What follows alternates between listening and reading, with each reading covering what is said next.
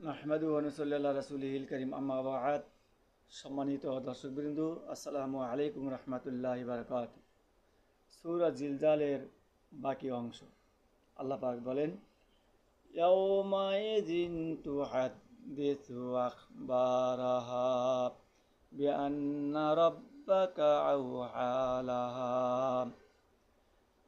ইয়াউমা ইযিন তুহাদ্দিসু আখবারাহা, সেদিন জমিন নিজের খবর সব বলে দিবে।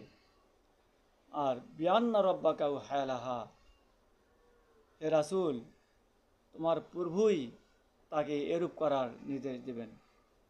অর্থাৎ জমিনে মানুষ চলাফেরা করছে, যা মনে চায় তাই করছে, কিন্তু বুঝতেও পারেনি যে এই জমিন মুখ খুলবে।